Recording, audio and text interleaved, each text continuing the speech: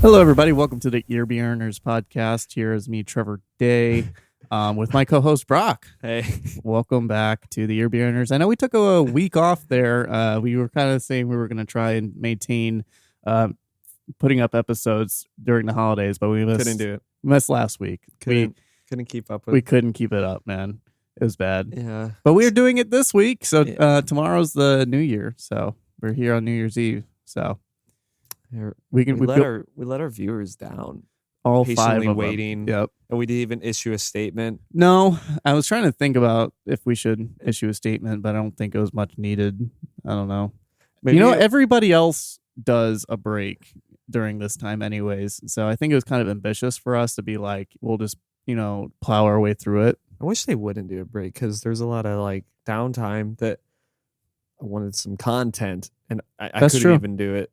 That's true. But yeah, maybe we should have just issued it so it made it look like we had people that we might have let down by this. Yeah. But therefore giving other people seeing that tweet or post or whatever, they would say, wow, they must have a following. Yeah. But then they go to like YouTube or anywhere and say, wow, they really 3 don't. monthly listeners and all that. But so maybe by this time next year, if we gain a little bit of a following and are popular, if people listen to the back, I think we could double our audience. Yeah. Yeah. So we'll have 10. That's a fair goal, right? That's a good goal. I think it's probably a little low, right? You know what? Honestly, it might be accurate. It might not be. But I think anybody that looks back on our past, if they listen from the beginning of things and then lead their way through. Don't do it. They're going to be like, what the fuck? There's a whole gap in here. Yeah, they're going to see that gap and just be mad. And then we're going to be like when the calendar switched to 2 weeks before. And then they're going to be like, well, this will never be fixed. Never. Ever.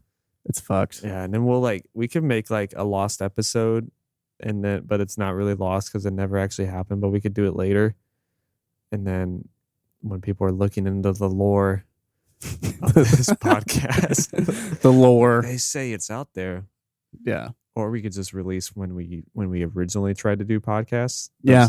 2 very risque episodes. Well, was that when we were just attempting to try something? Yeah, we just had the microphone oh yeah, just in the middle of the room. Well, we also tried another time at your first apartment. Yeah. And I don't even remember what happened to that. I think it was just... Oh, you know what happened? We recorded our on audio your laptop, and then I recorded my audio on my laptop. Fucking idiots. And the and tried to sync it for hours after the editing, and it got off in several places. Oh yeah, and I had to re-edit it. And I didn't help at all. No, yeah, that was all me who did that. Yeah, I was just laying on my bed making Snapchats. Well, and I was probably getting annoyed. But I think, to be fair, it's not that you didn't want to help. I think it was just I got it. Well, yeah. What am I going to do? Right. Okay. Yeah. You can't put 2 mice on a computer and then have 2 people. Yeah. I don't know. It's this setup is perfect because it's all recording on the same computer and it's fine. And we were actually using audio equipment where those were 2 USB mics hooked up to 2 different generations of laptops, and mine was just I don't see how we thought that would have worked. I don't know why we didn't try to just plug 2 USBs into one laptop. I think there was a little bit to that we couldn't figure out. I had my old laptop then. You're right. I think you had your new one because remember you burned the back of it with a candle. Yeah, that's my old one. That was your old laptop. Yeah. Oh, okay. And my new one's touchscreen. I don't know if that would last. No. Which is touchscreen laptops are fucking pointless. It doesn't even bend backwards. If it was a Surface, I forget that it has that. That's an aside. Yeah. Fuck you, Microsoft. Yeah, but going back, maybe if we had people that we feel would be truly upset that we missed a week, we would definitely put out the statement. But no, I think it's fine. We only missed 1 week. We should find that episode. Where would it even be? Did we just deem that it was just? We didn't post it to anything, did we? No. The one that we did 4 years ago, Oh, I don't that think one's any of that is. I don't think that survived. No, I have it on an iPod. We have to listen to that again. It's not good. Like I don't think I'm proud of any of my takes. Well, because I was drunk. I was an asshole then, more so now. yeah, Than now, but we recorded it with like as far away from the mic as possible using the same mic, which maybe we should have done that when we tried to do the second time around. But the topics we talked about, I don't think I would want anyone to hear that. You were talking about roaming black holes and yeah, I don't even remember why I was on that whole thing. yeah, but and I just hit record and you just went off on this like deep Alex Jones like rant. the on rainwater's fact turning the that black- friggin' frogs gay. Yeah. Yes. You were like, no, they could appear anywhere, and people were worried about this. You know what keeps me up at night? Roaming black holes. Yeah, that was pretty much how it started, and then because they're massive. They're super, and they just travel through space. And I feel like I'm there again. yeah, Yeah, it's a thing to be afraid of. and I think the problem with why we could never do anything like this, and this is what why we're successful at this, is because we have somewhat of a Grounding, in a Yeah. topic. Whether we stick to that or not is right? up for debate, but we always try to. Yeah. Where We end up talking about whatever the music is eventually. Yeah, yeah, and I think that's the only hook to like attract an audience, because it's not like, how would we market any of those two? Like, here's two dudes talking to right. each other. Yeah. We were like 15 years too late to be the first of that kind. I agree. I think I think there are certain personalities that like people actually enjoy hearing. True, but they already did something to earn that. That's true. Yeah. Yeah. I guess Accolade. one duo that comes to my mind immediately is like Rhett and Link, from Good Mythical Morning. And then they have another. I think Ear Biscuits is another thing they have where. Yeah. Ear Biscuits. Yep. I see. Oh yeah, you got that from them, didn't you? No, I didn't actually. No, Oh. I actually realized that afterwards. But no, Rhett and Link is a duo. They do. Okay. I didn't really put that together until That's later. fine, whatever. It might have maybe subconsciously been a factor, but no, that's a duo that they did YouTube videos for the longest time. And then, I mean, Good Mythical Morning is still YouTube, but then they have the Ear Biscuits, I think, which is a podcast that they do.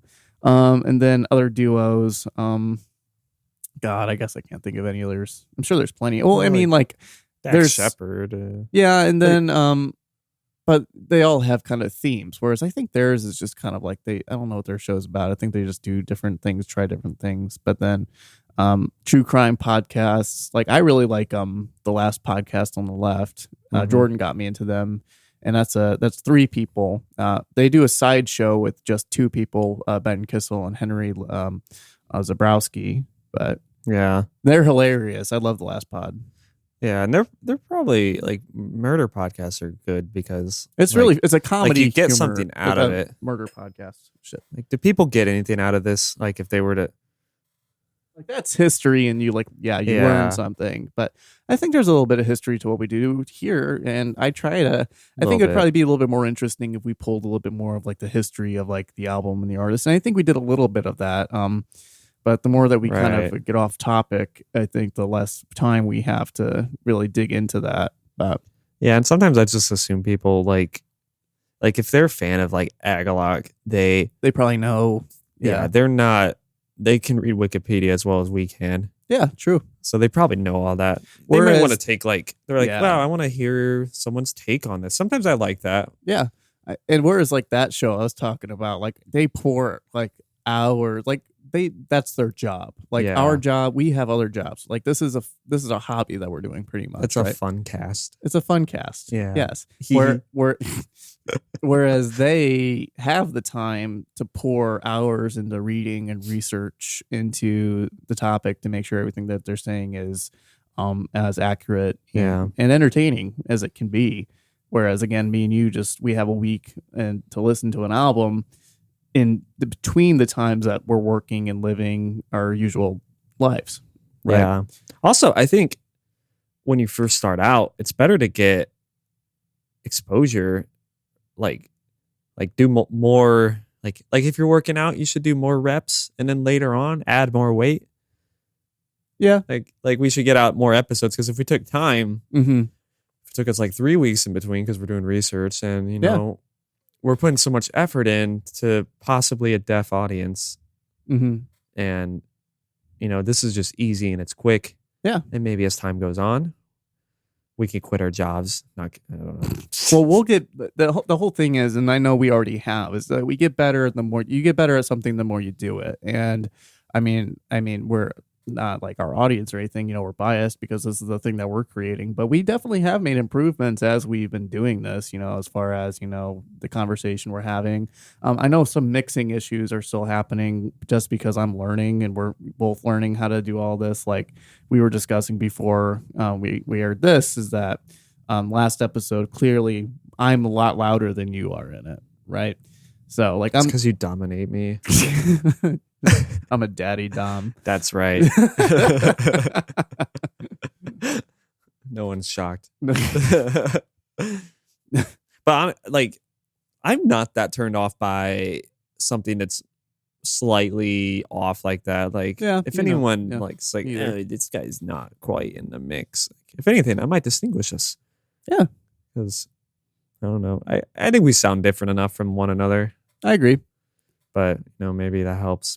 But I don't think that should be a detractor for anybody, or like a little buzz, a little air, like whatever. I'm trying to get the sound as good as, like, I think it sounds good, but like I don't care about that. Like if I was listening to someone else like talk about something I'm interested in, I'll be like, go fuck yourself if that bothers you. Yeah, fine. You want good quality podcasts? Why did you go for the 6 subscriber podcast? Like, what did you expect?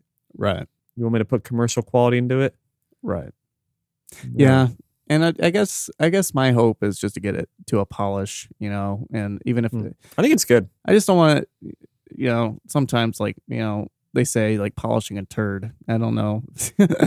If our conversation sucks, it doesn't matter how good it sounds. Like, because I can see all the little wrinkles and grooves in the turd, doesn't make it a better turd. Right. I want a sandwich, That's what I came here for. Right. No, but we're nearing our 20th episode. This is number 19. Our 20th anniversary. We should put that. Yeah.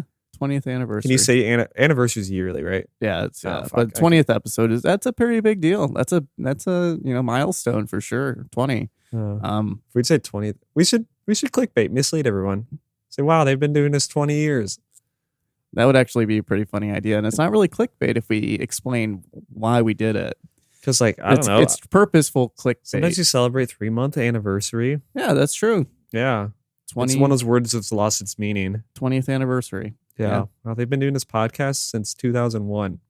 Yeah, and we'll be starting. Podcasts were not a thing then. 2001. They really took off. I think like Joe Rogan kind of like really took off. Yeah. Like, was it 2009? Was it? Yeah, maybe even a little before. But 2006, 2009. I remember seeing that word in my iTunes library, and I didn't understand it. So maybe it came with the introduction of the iPod. Yeah, I could see that. Whoa. I guess it's genericide. What? Genericide? Like Xerox, Kleenex. Oh, like tissues, but it's Kleenex. But Kleenex is the brand, but now it's just the word we say. Everything is a Kleenex. Podcasts were iPods, right? I guess. Pull that shit up. No, I'm kidding. That. Jamie. Jamie. Man, fuck Joe Rogan. But that is interesting of a point, that Kleenex are just Kleenex. My grandma used to call them hankies. Everything was a hanky. I thought hankies were washable. Yeah, but no, a Kleenex to her was a hanky. Oh. Yeah. Sometimes I do keep my Kleenex after I use them a little bit just because there's extra paper. Ew. That's gross. Nice. I don't know why I offered that up. Yeah, You have to match me now. Say something gross, Trevor. You trim your toenails at the kitchen table? No. I pick at my nails sometimes, though. Oh, me too. I'm a nail biter. Me too. I bite my nails so bad. I don't care if I get MRSA. Is that how you can get MRSA doing that? Yeah, if you have an open wound and you like touch a doorknob or something. I see what you're saying then. Yeah, Yeah. You should care about getting MRSA though. MRSA's bad. It's terrible. Don't get it. It's flesh eating. Yeah. Um, Fleshy. no, yeah, I have really gross habits. We're human, but that's something because my wife is pregnant. And this is just something that we've been saying back and forth. Is just that the human body is a nightmare. Yeah, it's gross. It's disgusting. The human body is just a travesty. Travis. Yes. Anyway, we're here to tell you about ISIS, the band. The band. Yes, and I'm gonna label it that way on the episode. That's good. And on YouTube, on Spotify and Apple Music, I'm gonna put ISIS and then in caps the band in the same parentheses so that it's like distinguished as the band, not the terrorist group. Yeah. What was because I feel like you have a little bit more knowledge as far as public affairs and things like that. So why was because the one person I think when they talk about ISIS, like Barack Obama, he'd call it ISIL. Why was it ISIL? I think that was a spinoff. Oh, so it was like the side ISIS. Yeah, or maybe it was a different. I don't know. It was a different group, or maybe it's like the whole like web. Okay. But I don't know. It feels like that's not a as triggering of a word anymore as it originally was. Okay. But ISIS broke up in like 2010, so I mean that didn't really take off. It was after they broke up that like the whole terrorist group came up. But do then you think that the people that started ISIS were fans of the band ISIS, and you're like, that's a cool name? No, isn't ISIS an Egyptian god? I think so. So I think it maybe had some like let me Google it. Connections like that. Yeah. Well, actually, it's an acronym. I'm pretty sure it's like the Islamic. Oh yeah. Yeah. I just hate that we have to talk about this. This is your fault for choosing to listen to ISIS. So it's Islamic State of Iraq and the Levant. So that's actually the ISIL is the state of Iraq and Levant. Is the ISIS Syria then? State That's of where Iraq I thought it came from. And it's Syria. Yeah, you're right. Islamic State of Iraq and Syria is what ISIS stands for. ISIS, if you're listening, grow up, get a new name, give us our band back. Give us our band back. Yeah, because we know Americans are too stupid to like actually differentiate those two. So if you could change your name, that would help us greatly. Because I consider this band to be pretty pivotal in my music listening life. So, I mean, it's kind of not nice to me that you exist. Yeah. Even Wikipedia has it ISIS parentheses band. Yeah. So it's really, really fucked up. And then, like, I guess I should probably roll the intro music here too. Oh, yeah, yeah. Not yet. But welcome all to Ear Burners.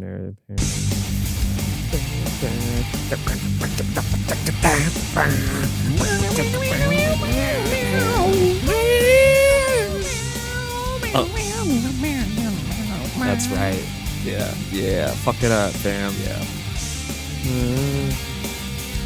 Man, ISIS are crazy, dude. They're just monsters. Like they make Al Qaeda and look peaceful. What were some of the things that they were doing? Like they were beheading like everybody, and they were just Al Qaeda's back, so they're kind of brutal again. They were like the Oprah of beheading. It's like you get beheaded and you get beheaded. Much, yeah. That's really insensitive. Fucked. Yeah, you should be ashamed of yourself. Yeah, it's okay. Well, let's talk about ISIS the band, because that is what we came here to talk about. So ISIS, stylized as capital ISIS, was an American post-metal band formed in Boston, Massachusetts. Sean Connery, Massachusetts in 1997. So yeah, way before ISIL and all that. The band borrowed from and helped to evolve the post-metal sound pioneered by bands such as Neurosis. I know you had mentioned last week that ISIS is kind of the band is kind of from here out. When we say ISIS, we mean the band. I think YouTube will flag us, probably, but it is what. I mean, if they can have their albums posted, like it should be fine. But I think you had mentioned that Neurosis, like ISIS, the band, has been kind of like a kind of Neurosis Junior. In a way, is what you were saying. They were being pegged as that. Yeah, until like I think Oceanic came out. Okay, and then especially when Panopticon came out, I think that's when they fully became their own. became like this other thing. Oh, okay. So, yeah, because they kind of came from that sludgy doom world that Neurosis kind of paved the way for. Yeah, we saw Neurosis live, and that was a really cool show. It was really well executed. You can tell that it was definitely like not a it's like every beat is accounted for. There's no they that was tight. Like tight is there's the no great way to put it. improvisation, which choreographed and coming from like liking Swans and Grateful Dead, who are so improv heavy. Like it's kind of cool to see that. Yeah, part of you does wish they would like, I don't know, fuck it up a little bit more, but it was interesting. It sounded so good. It sounded great, and that's because they can pull it in. They can keep it tight. They just knew exactly what to do, and they've probably done it 1,000 times. Absolutely. Yeah. And it was interesting because the acts leading up to Neurosis that day was that band that was, and we've talked about it before, it was just the crazy guys with it was so fucking loud, but it was some noise band. The drummer was the most impressive part of it. It was just a noise band, and you can tell like none of that was, that was all improvised is what it seemed like. You couldn't tell if they were having an equipment malfunction or if that was part of the music. Yeah. Which maybe it's both. Maybe both. Maybe it was both. They're like, I fucking unplugged my shit. They're buzzing from the guitar cable. And then Bell Witch after that, which was really cool. Yeah, Bell Witch is always that a was good time. Awesome. Yeah. That was an experience. Love those guys. Seen them twice. Yeah, that was really cool. And then Neurosis after that. They've also been Isis the band has also been compared to Godflesh. Characterized by lengthy songs focusing on repetition and evolution of structure. I've seen that definitely in a lot of their music. Isis the band's last studio album, Wavering Radiant, one of my favorites. I told you last night, Brock, I listened to Wavering Radiant in its entirety like 2 to 3 times this week. Damn. I love it. It was nice to actually go back and listen to it. I think Panopticon's my favorite album. I think Ghost Key is my favorite song by them. I love Ghost Key. Yeah. That's I think the difference between those two albums is Panopticon's like best listened to in its entirety, where I think Wavering Radiant, each song is really good and they come together. Like it's just a bunch of good songs. Yeah. So let me see. So Formation, Celestial, and other early releases. I guess we don't need to read all that, but Panopticon is a 2004 to 2006. 2004 saw the release of Isis the band's third album, Panopticon, which is the album we'll be talking about today. It signified a further progression many had predicted since Oceanic, with a more advanced post-rock feel to the music, both structurally and in terms of sound. Justin Chancellor, is that his name? Tool. Oh, yeah, Tool. Yeah, they're a band. Tool? Uh-huh. Do you even know Kerry King? That's never going to get old. Makes an appearance on the track Altered Course. Oh. Overall, he's the bass player? I think so. Oh. There was some Tool stuff in Panopticon. That makes sense to me because there was definitely some times listening to Panopticon, I'm like, that sounded like Tool. Yeah, dude, their next album is like copying Tool's homework. In the Absence of Truth? Yeah. It's just funny because they admit that like they don't like that album. Oh, really? Yeah. It's funny though. But they honed it back in on Wavering Radiant. We'll have to listen to Altered Course and see if we can pick out the Tool. I would think I would notice that, like, because he's I think I did a little bit. I just now reading it makes sense. Well, Syndic Calls has that in the second half of the track. It's got backlit. In the second half, it's got that dun. Yeah, that's the part. That's the part that's really Tool-y. But that's not him. So yeah.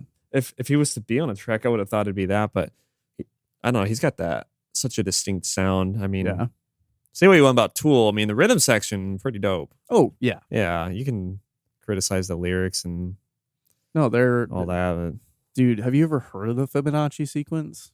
Yeah. I mean, I was in high school and that was dope to learn about. Yeah. But to glorify an album for delivering on a concept, I think they get a little too much credit there. Panopticon is the same type of concept, like, that they've brought into fruition, like the whole idea of it's based on a book called the Panopticon. So I mean, they delivered it in just the same way. But so it's just kind of funny that Lateralis is like, wow, no one's ever done this, and no one will ever do this again. Mm-hmm. But I'm like, no, it's some cool like minimalistic but also progressive sounding rock music that is pretty good. But the fans fucking ruined it. Yeah. And ISIS was ruined because of the group. Yeah. We can't have nice things. No, it just seems to be the case. Yeah. Yeah. Yeah. No, I respect Tool. I mean, they definitely shaped my listening, and they got me out of listening to real rock. 103.9. Yeah. They got me in a little more, I don't know. That's a Chicago and South Bend area reference. That's fine. Yeah. I mean, us again. You could say any like 95.7. The fuck. Playing nothing but high octane real metal. rock. Coming up next, Imagine Dragons. Coming up next, Five Finger Death Punch. Volbeat. Yeah, with their song Politically Incorrect. They don't listen to the media. The media are liars, but not Five Finger Death Punch. They do their own research. Yeah. I could keep going. Yeah. But Panopticon. Yes. Trying to remember where I was. I can't place exactly when I first heard him. If it was pre-KO dot or post. It had to have been pre, but yeah. I can't remember. I think it might have been because of Tool. I know when I heard Rosetta, it was because it was on a recommended, like, you might like this because you listen to Disposition or something. Okay. So yeah. that's why I heard Rosetta, which is another post-metal band. But and so maybe ISIS came out of that. But the first song I ever heard from them was In Fiction. Yeah. Which is their kind of, I think they made a music video for it, but that's kind of that might be the standout track for like accessibility. In Fiction is the one with the really cool eerie hook, right? So when I was listening to this, because the tracks are really long, it was hard for me to like determine which tracks were from what.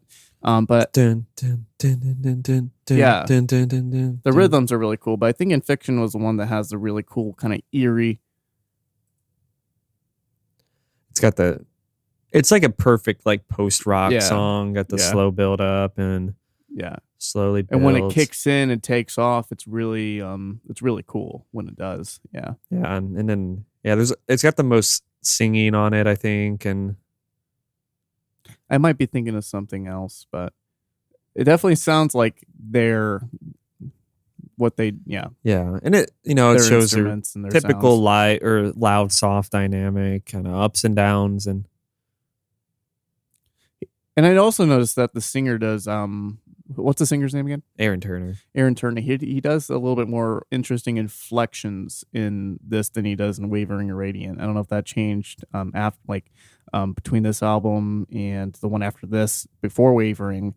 But like he does like a weird kind of like I can't really explain it, but he kind of like a weird curl in his I think he became a better singer by Wavering Radiant. Yeah.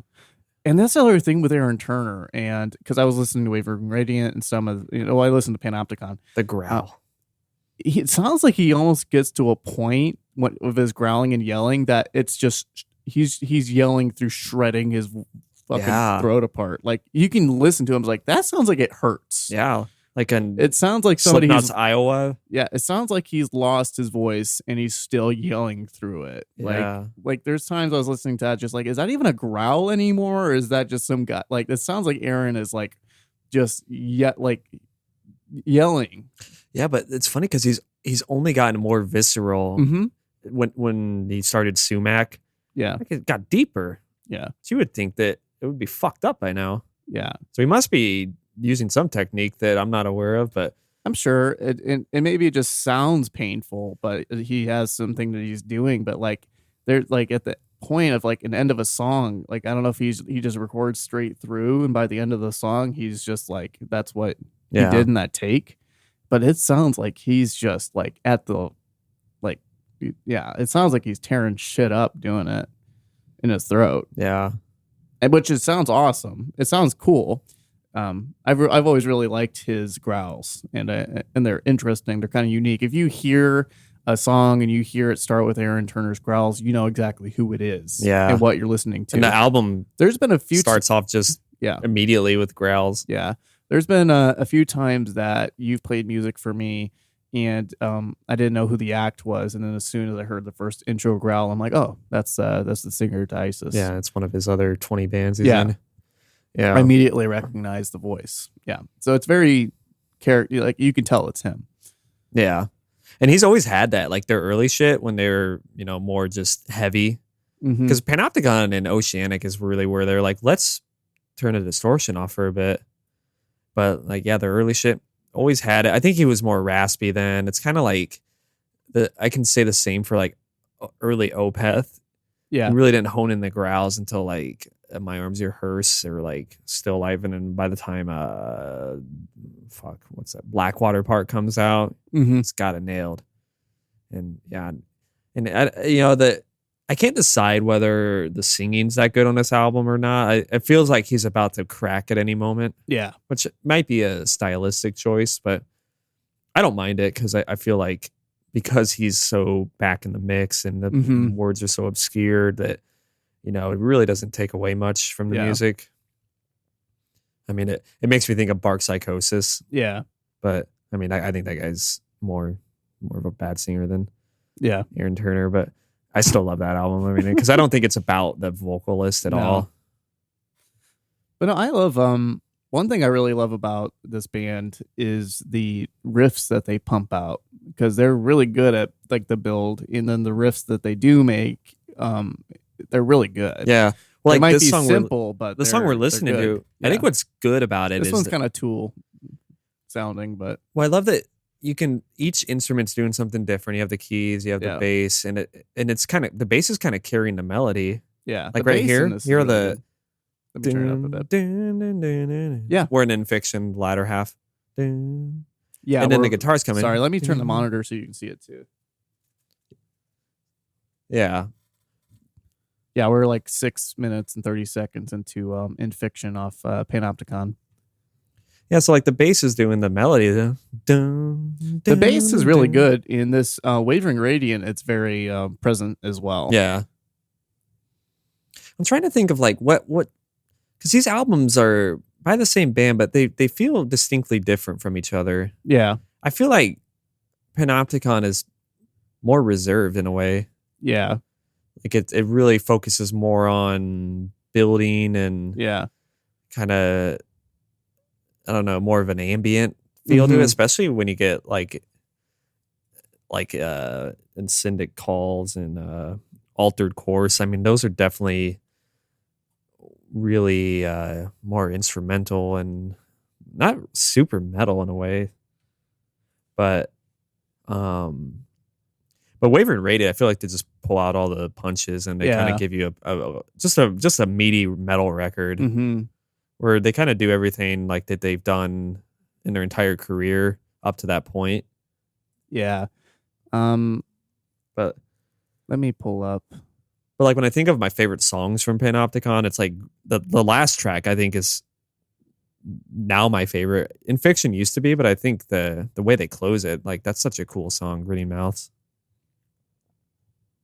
Let me see. So Ghost Key, you were saying, is probably one of your favorite songs by them. Yeah, Yeah. There's a live version where they play Ghost Key, and it's a Yellow album. It's like live 7 or 8. They nail it live. Yeah, it's just really cool. I think the one that like Threshold Transformation, that one really sticks out to me too. It's a good one. Yeah. It's a good closer.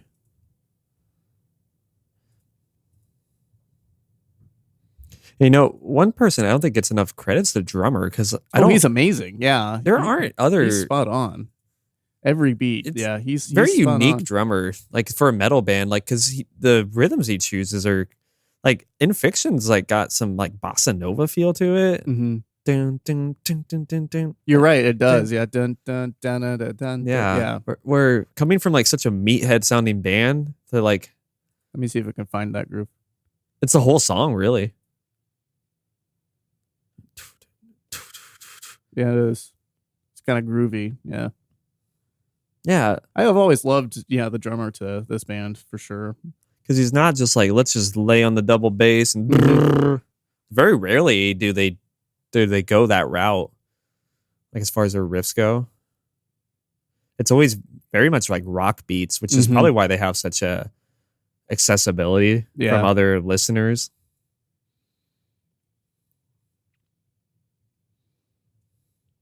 And I got this on vinyl recently, so I listened you did? to it. Yeah, Nice. Yeah, once they did the remaster, because this was out of print for so long, like it was hard to get a good copy of it. Awesome. I'm not sure if the remaster did anything. Like I don't really notice that it sounds different from the original, besides the artwork being different. I really like the tone they use too, but what kind of vinyl is it? Is it like a colored vinyl or is it like just black? Fuck, what color is it? I think it's something.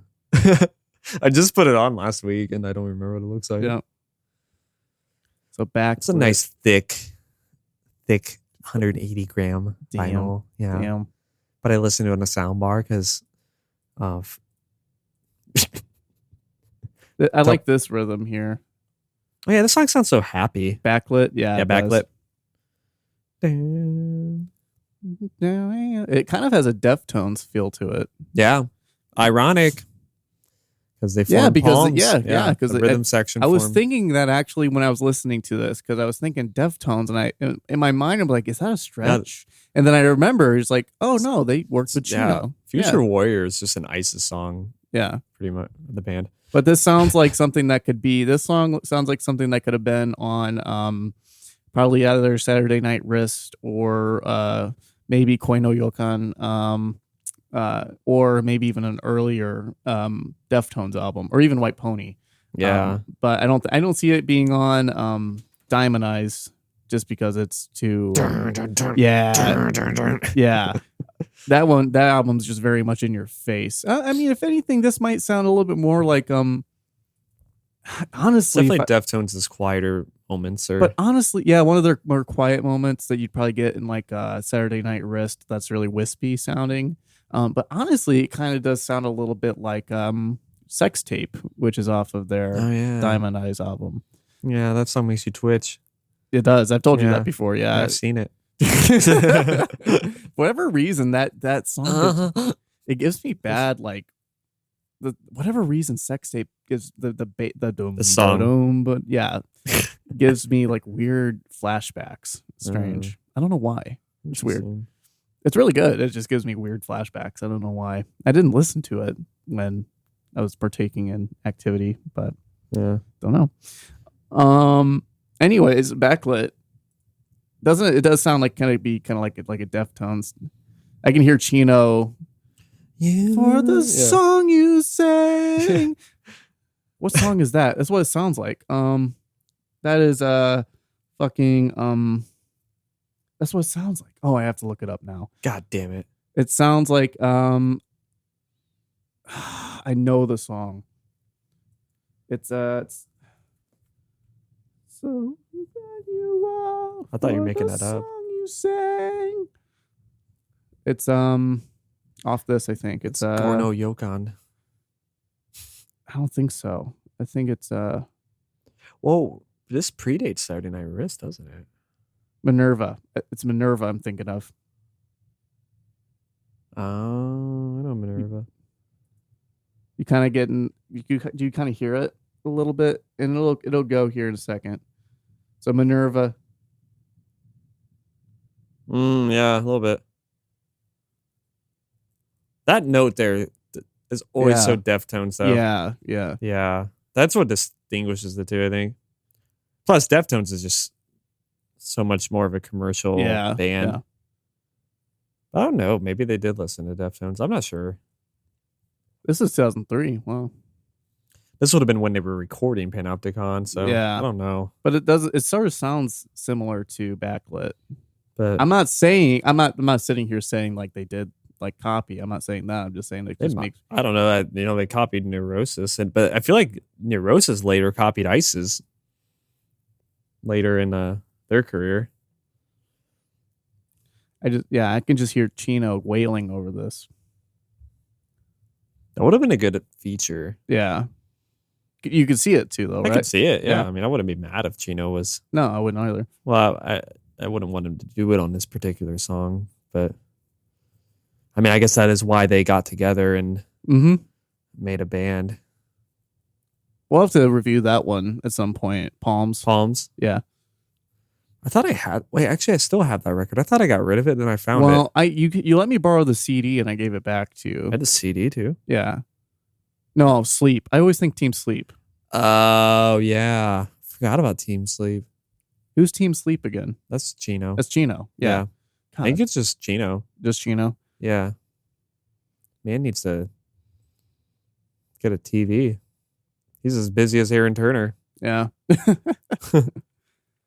But yeah, the album opens up with "So Did We," which is a nice, which is interesting because this was always a turnoff as a kid, or not as a kid when I was in like high school. Because I really liked the softer parts of like metal and rock, and then this album was always recommended to me, and I'm like, whoa, I feel like I just came in the middle of something. Yeah, it's abrupt. Yeah, but it's one of those songs where you stick with it and it really unravels. Yeah, and kind of gets you hooked into it. And it has that weird little like they don't do this often. They do like that kind of like that weird half step note like right here. Yeah. Little progressive little time change there. I guess they kind of do that on what's the Will's Dissolve. They kind of do kind of evil sounding part there. Is that the one with the evil sounding lick that I was thinking of earlier? Maybe. This? Yeah.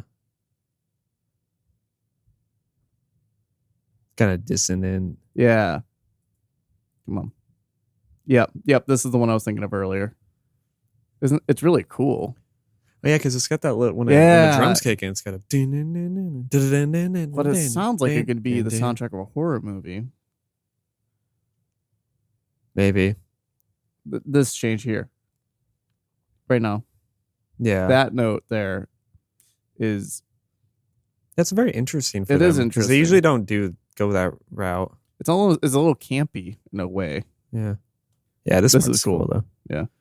We're at 1 minute 50 seconds into Will's Dissolve. The bass behind it. Yeah. And the guitars are doing two different things in the left and right. Love that. Always love that. It's not too busy. It's nice listening to this again with my nice headphones on. Yeah. I need to do that more. Me too. Every time we record, I'm like, this sounds so nice. Yeah.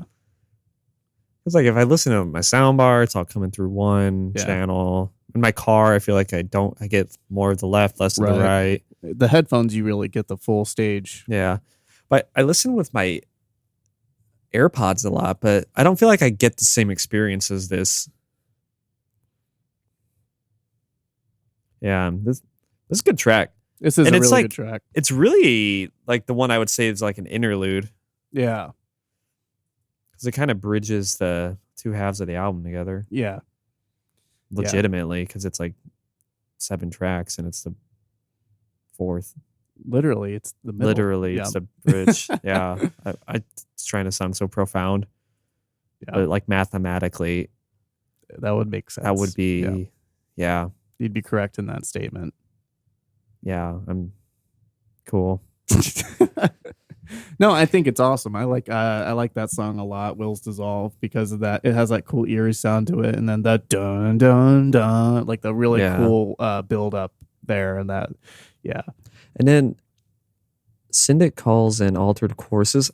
Sometimes I think those are the easiest to get mixed up because I feel like they are kind of two halves of a whole. Two halves of a whole. Like I feel like they need to be listened to together. Okay.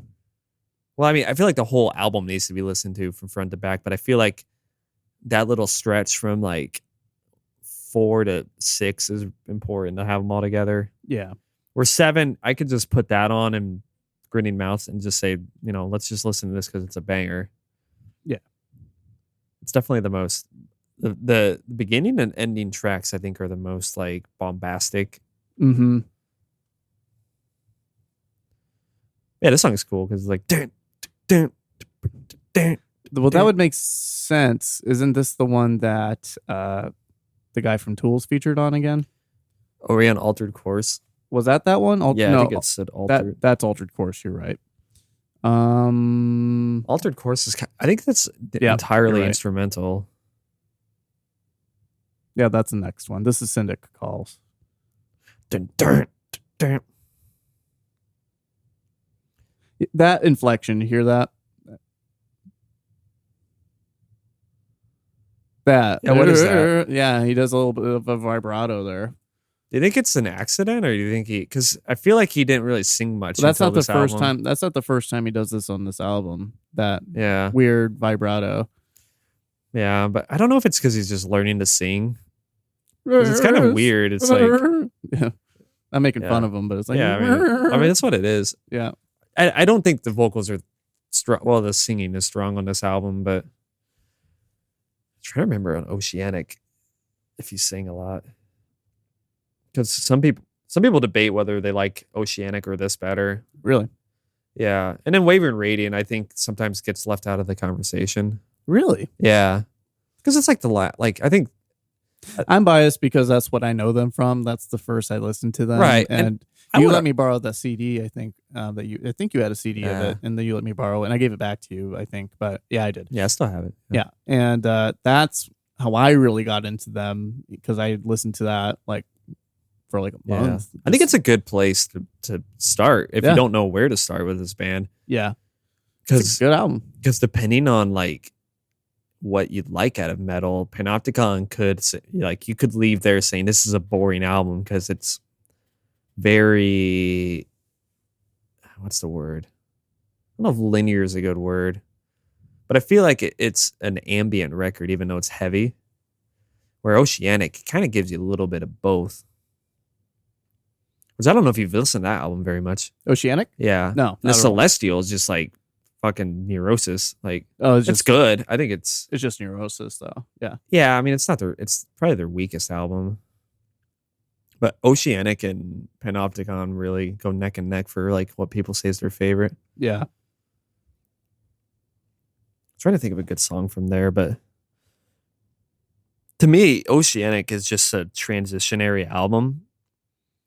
I don't feel like that's like where they landed as a band. So I'm not sure if I would like call that a masterpiece or anything. So we're at we're in Syndic Calls listening, and we're at the down kind of like the nice rhythm part, and I think the drummer is really shining through here. Yeah, the groove that he lays down is so good. It might be kind of like you said, kind of more of that rock kind of, but like it's still like. Yeah, and I love that no one steals the show, and I think that's why it works so well. Because like, if you isolate any one of these like instruments, it's not that exciting, right? But the way they play off each other and the way they build and the songs evolve, it's very nice. Good. And yeah, like I put this in like top 10 favorite albums. Oh, really? You'd put Panopticon in your top 10 favorites? Yeah, I would. What are your top 10 favorite albums, if you were to think? I have them written down. Oh, okay. Awesome. Glad you asked. Where is that fucking thing at?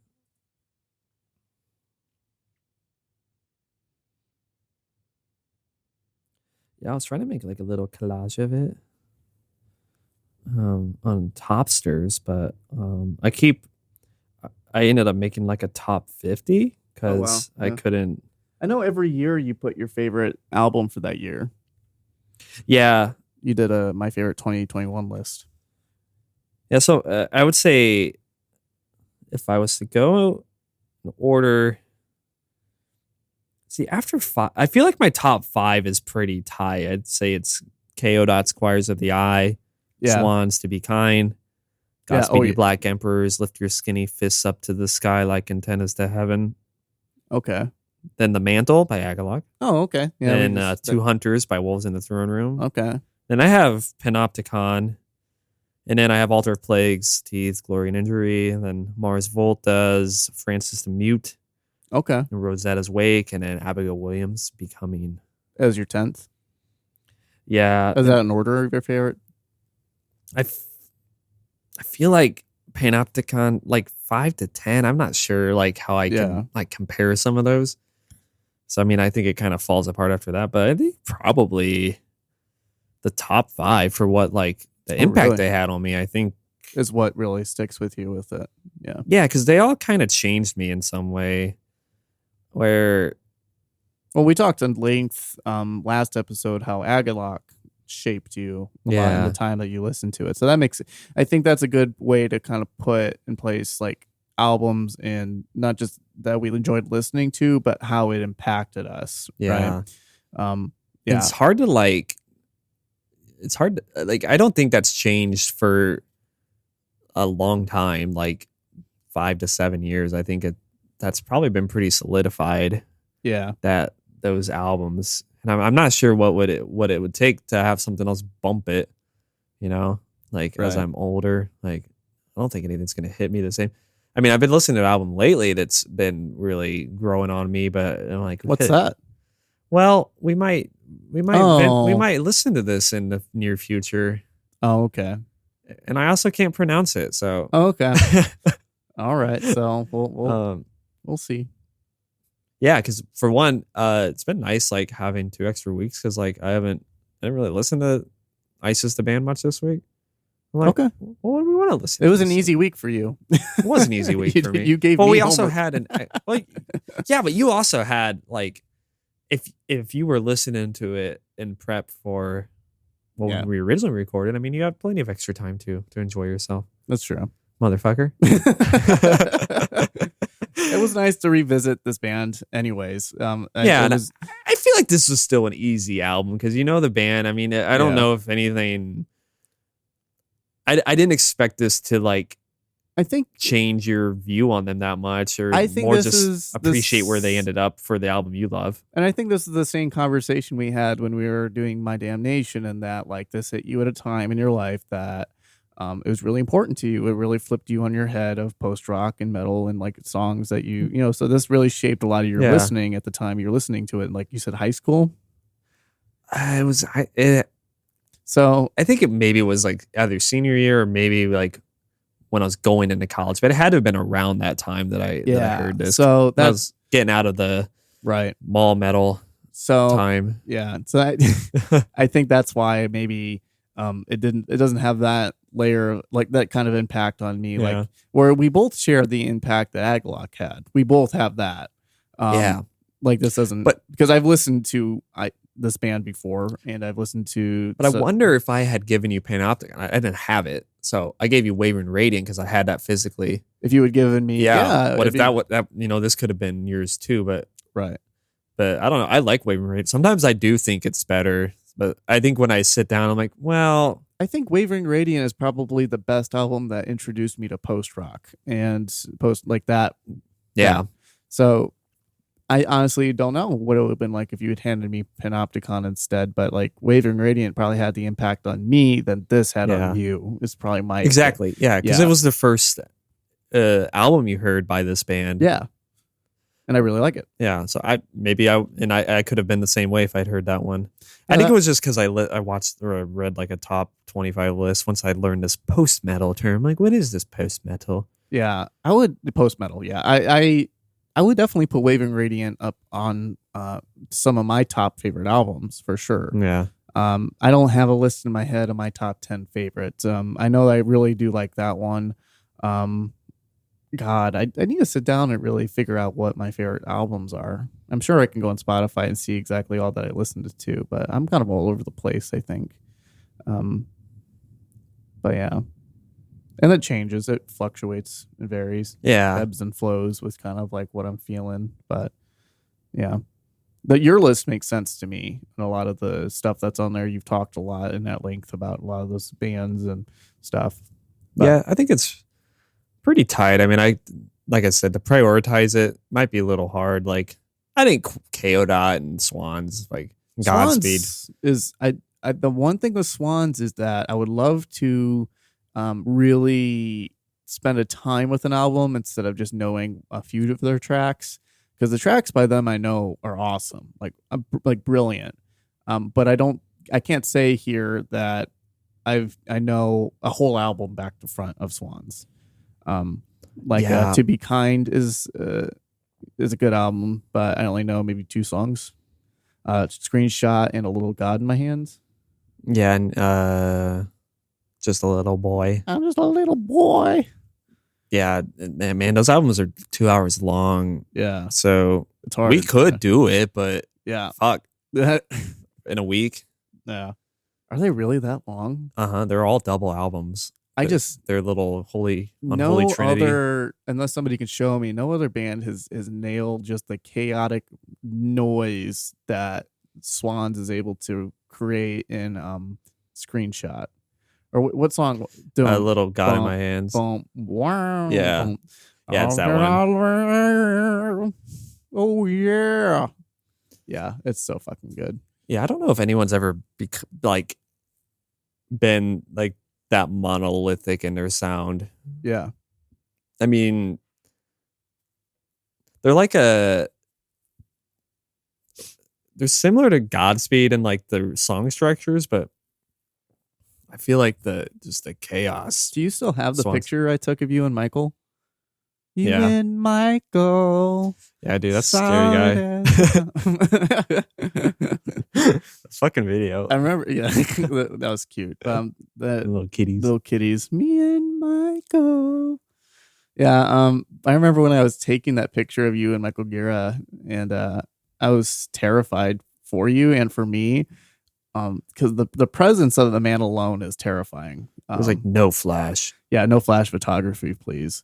And like in that moment, like I was so scared I was gonna fuck up and hit the flash, and like he would like lurch at me and like strangle me to death. Yeah, which I think some would say that's how they'd want to probably go, is at the hands of Michael Gira. But yeah, I wouldn't hate it. But yeah, it was kind of scary. Yeah. But it was fun. That goes up there as probably one of my favorite shows I've ever been to, was that Swans concert. Yeah, that was a good time. That was a really good time. That show was awesome. Even if me and the drummer were locking eyes throughout it. Yeah, man, yeah. I wish I could have seen ISIS live, the band, but yeah, I mean, by the time I discovered them, they were done. They were done. Yeah. There's rarely any videos of them playing live. I mean, they have a lot of live albums on Spotify you can hear if you ever want a different version of the just songs them playing you like. live. And I know they probably have a lot of stuff on YouTube, I would imagine too. Probably if Just not anything that sounds good. Oh, okay. Like there's a couple videos of like performances, but I think like audio quality is not really there. So what is Aaron Turner doing now? I'm pretty sure still making Sumac records. Sumac, okay. And I think Old Man Gloom, which he's also in that. Yeah. I think it was pre-pandemic. They had like, you know how they're like trolls. They had like, they decided to release 2 albums with the exact same name at the same time. So they did that in like 2019. Then I'm pretty sure he still runs the Hydra Head label, which signs a lot of these obscure metal bands, which KO was actually on Hydra Head for a little bit. What happened? I think it was something had come unplugged, but I think it's fine now. We could. I dropped my phone and it landed on some wires. But oh shit. But yeah. I remember when I remember you were like Schmeagol with your Old Man Glue CDs when you got them. I'm making fun of you, but I remember when you got them, you were like, I caught the spell of like the allure of that band, man. Yeah, you're like Old Man Gloom, man. Old Man Gloom. I was like, yeah. Yeah, they're funny. They're a funny band. Yeah. Which their music doesn't sound that insane, but I remember their first album, like they branded themselves as a metal album, but it was almost like, you know, a lot of bands, they have like little ambient moments in between like metal songs. Yeah. It was like reverse for them. They were like, give you like a minute of metal and they're like, here's like 4 minutes of noise. Go fuck yourself. Yeah. It was very funny. And I love the humor of it. Yeah. And then it seems like lately they kind of have more of like a band sound than previously, because some of the songs are more straightforward. It's like I don't know, and because Aaron is like the leader, or at least like the vocal, guru. Which actually, I think everyone does like their own. They have like several singers in the band, like who will do a song, but I don't know. It just feels like an Aaron Turner project. Yeah. So it just seems like, is it Sumac? Is it Old Man Gloom? There is a difference, but I think Sumac's heavier. But when you hear that growl, you're like, okay, yeah, that's Aaron. That's Aaron. Yeah. Yeah. Yeah. But yeah, I'm sure he's I don't know if there's any Sumac albums coming out. I haven't listened to like either of the past two, because not that they're like one dimensional or anything, but like it's just pure heaviness. Where I feel like, if you got back together with the boys, you get that nuance that, that character that every member of ICE has kind of added to the sound. And that's why it sounds so cool, because everyone kind of has their place. Where if you have, Aaron being heavy and, because I think Sumac is a 3-piece. I'm pretty sure it's a bass player and a drummer and then Aaron Turner. So, I mean, there's not a whole lot of room for variety in the way that, ISIS has, or Old Man Gloom has. Yeah. Yeah. What's your favorite song off this album? I really like Will's Dissolve for the eeriness of it, and that's cool. Yeah, I really like Will's Dissolve. Backlit is I really like kind of how it sounds pretty and happy, like we were talking before. I do like that one. And which one were we listening to again that kind of reminded me of Deftones? Oh, Backlit. Oh, that was Backlit. Sorry. Yep. Yep. And I liked it for that reason, because I just imagine listening to Chino or something. So, and Deftones is probably, I haven't listened to them in probably a year. It seems like, but yeah, I haven't listened to them like at all this year. I don't think, but they're one of my favorite bands for sure. Sometimes I put on a few of their tracks, like what is that song from? I listen to Entombed a lot. Oh, that's off Koino Yokan. Yeah, because I think I like Koino Yokan and fucking what Entombed is is like the slower song on that one. Yeah, it's like really electronic, and it's like I can't sing. Yeah, that's the In Time. Yeah, that's the weird kind of love ballad of the album. Yeah, which sounds kind of like Crosses, his other project. Yeah. And what's that? I mean, I liked White Pony, but I think do you hate it since you got the bad record? That vinyl no, it didn't ruin it. But it's like, fuck this album, man. They got me a fucking one. I like it, but I don't know. I didn't.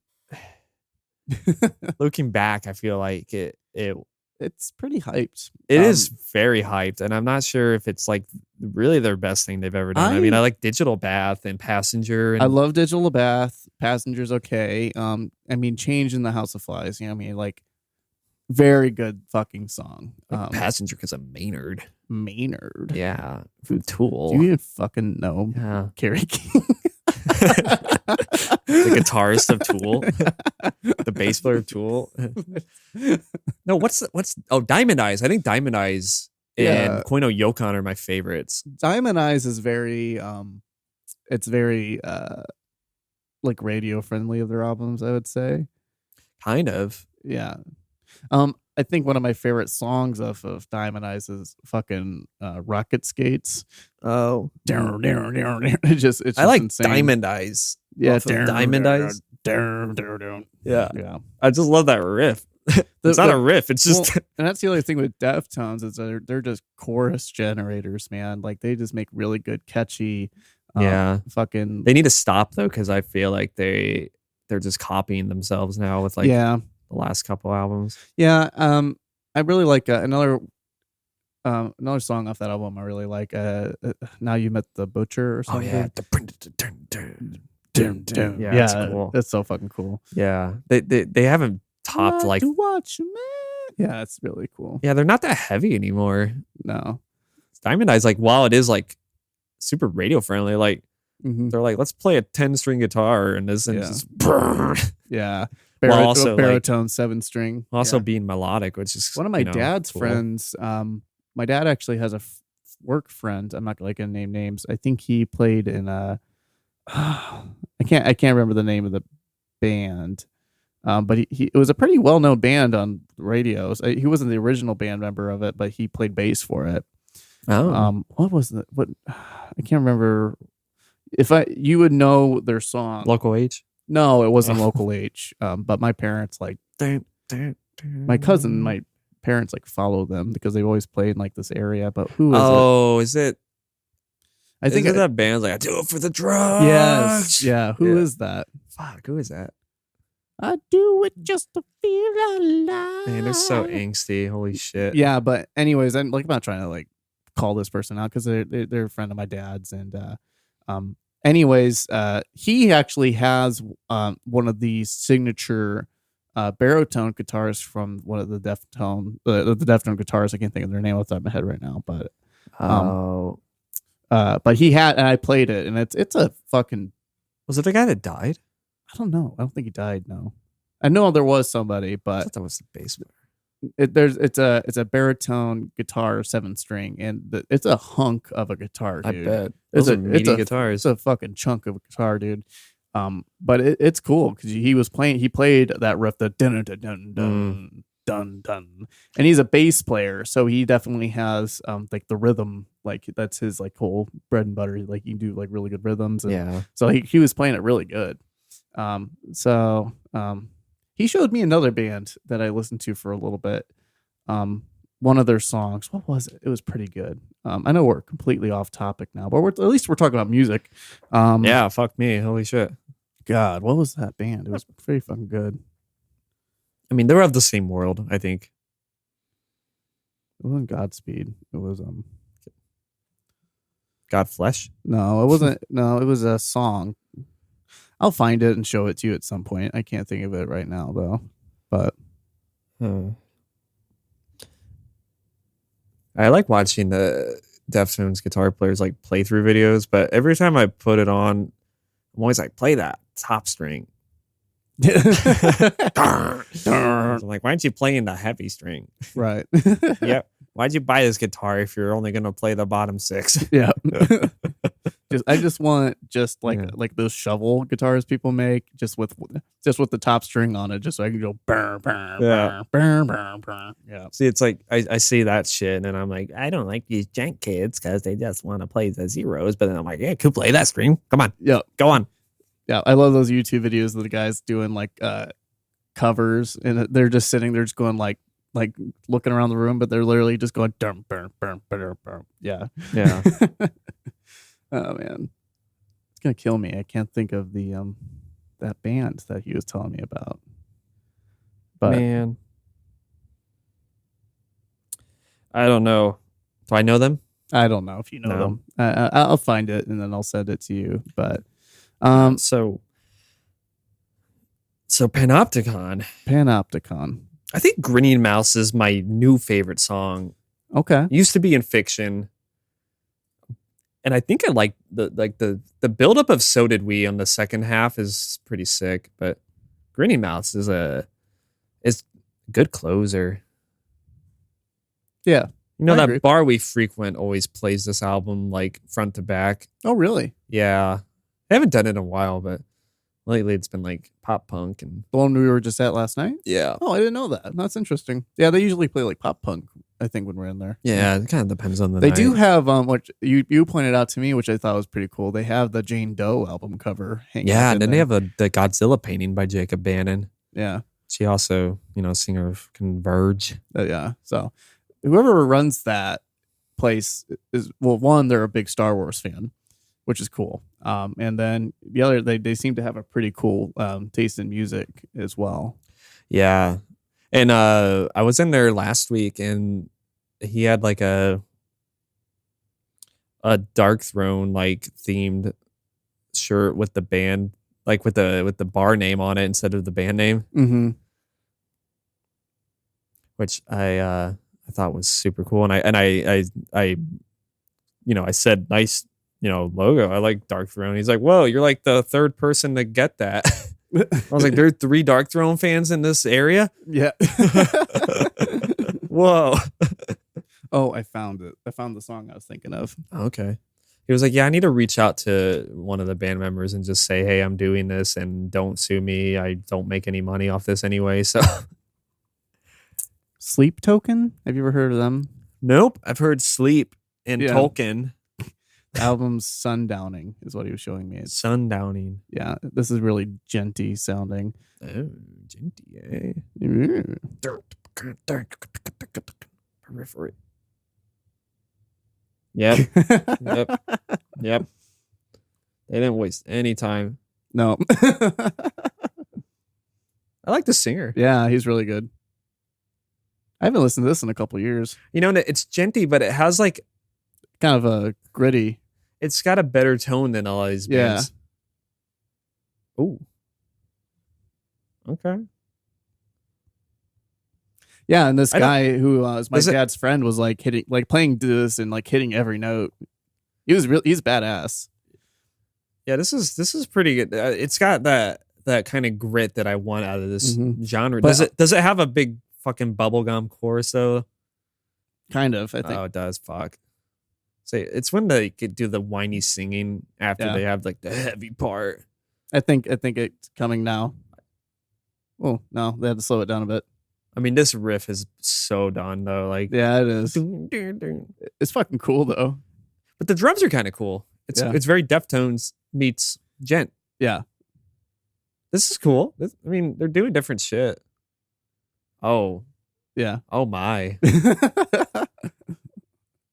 I think this is really because I think I tried skipping through a bit of this album, and I think this is really the gentiest part of it.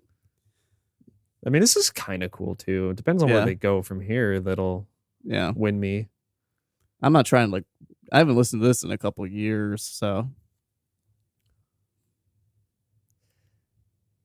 I don't know about that. Okay. I mean, I don't hate it. I don't hate it either. I assumed they were gonna go there, but yeah. Do you like the way it feels? Yeah. But I think I slide it in. Oh God. I don't know what brought me there again. Yeah, no, it was just that guitarist. No, it's cool. Bassist I know who had that. I like that front half because it's badass. Yeah, because I like that North Lane band. Yeah, like their first album. I really like that, and that's genty and just pointing out my inconsistencies in my takes. Like that's Vilde Hjarta. Oh yeah, yeah, but they don't ever sing or like when they do sing, it's kind of like cheesy, but yeah, or it's not like in this pop chorus format. It's like, you've seen the music videos for them, right? From the first album I have. Yeah. This is like horror music. It's really, they're terrifying. The music video for the album that you showed me is kind of the trippy one with there's like a lot of fake trees. It looks kind of like the kaleidoscope looking. I don't know if we're thinking of the same thing. Let me look. Was it The Man? Demand. It was from their EP. This one right here. Oh, Dagger. Yeah, that one's. Look at this music video.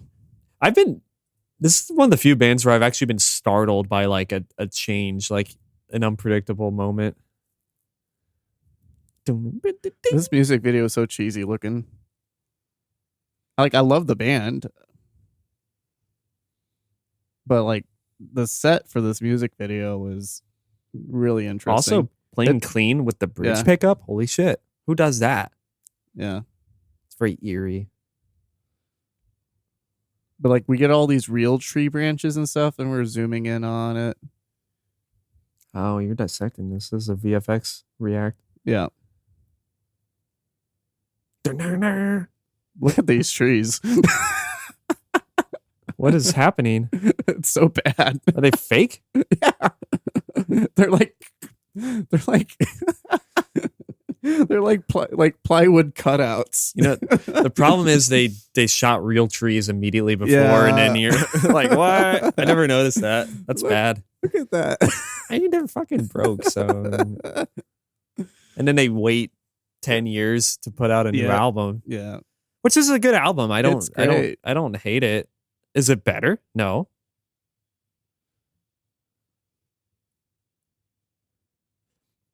The singers changed, didn't they?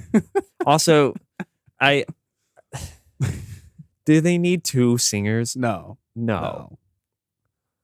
Like, because he's the low and then he's kind of the higher. Yeah, right? Yeah, but they overlap so much that it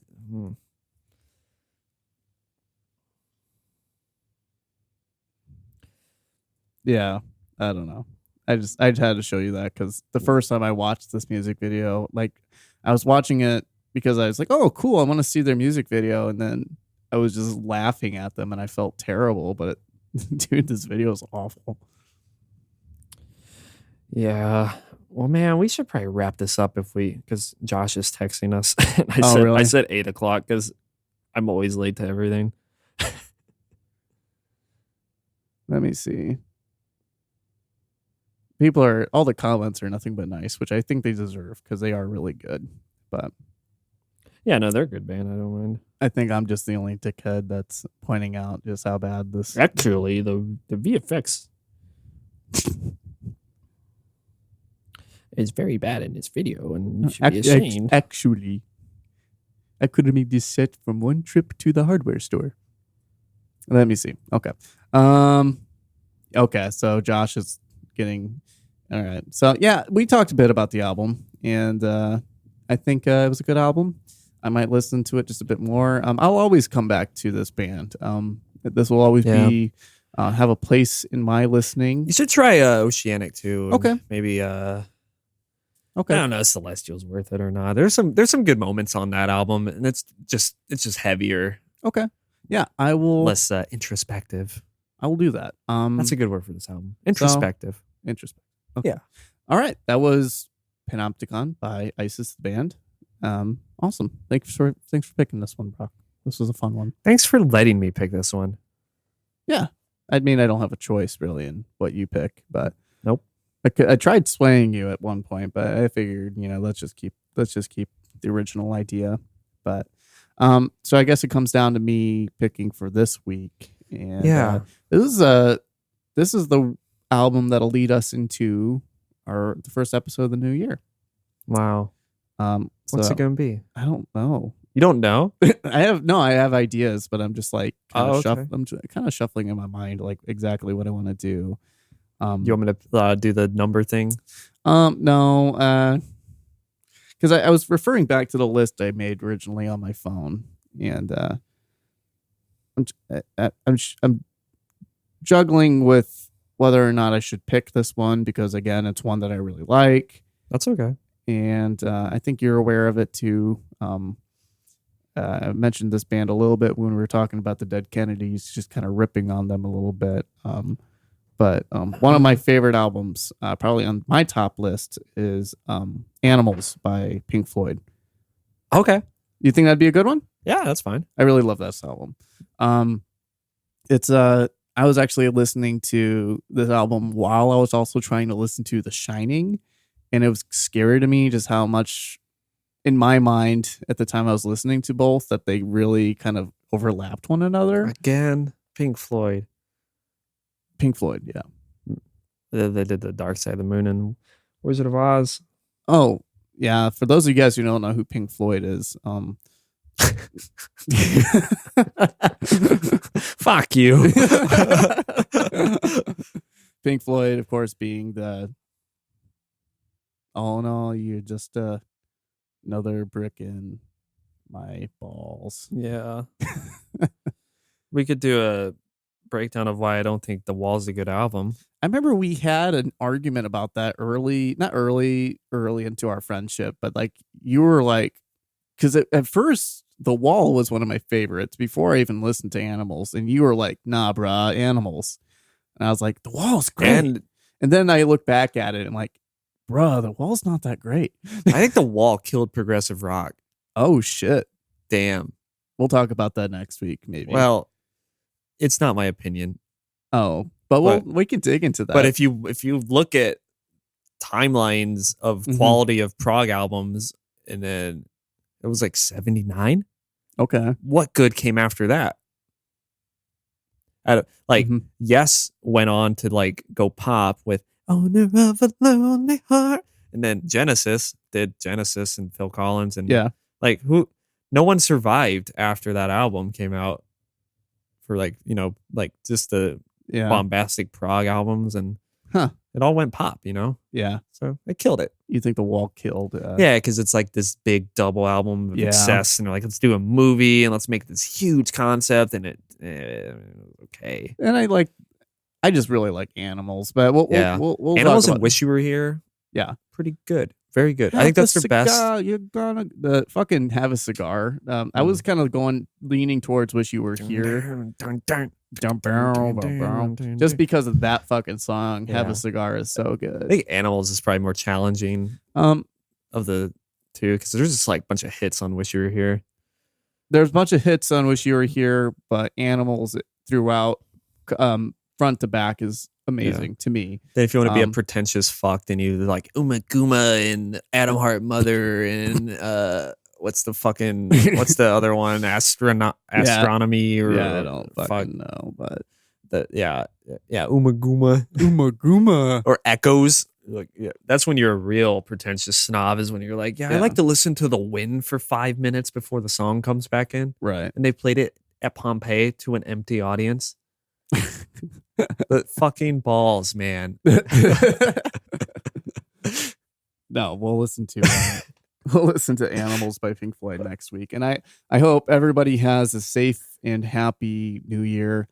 Be safe, drive safe, be careful on the roads. Even if you'll hear it tomorrow. So yeah. Anyways, this has been Your Beerners. Have a wonderful, wonderful new year. And we'll see you in the next year. See ya. Oh, and we've been leaving out one in particular person who actually helps fund the show. It would be nothing without Mr. Lord Foog the Toost. Yeah. Oh, okay. Or Overlord, Lord Foog the Toost. Thank you for... I was going to say us. But this has been Your Beerners. Kisses. Bye. Wow. We talked about music, man. We did. Basically, the whole time we talked about music. Yeah. We're on topic. Holy shit. Good for us. Yeah. Good for us. I think we finally listened to the complaints. We've heard your voices. That's like our friends that have given us advice. You guys should just not have a topic.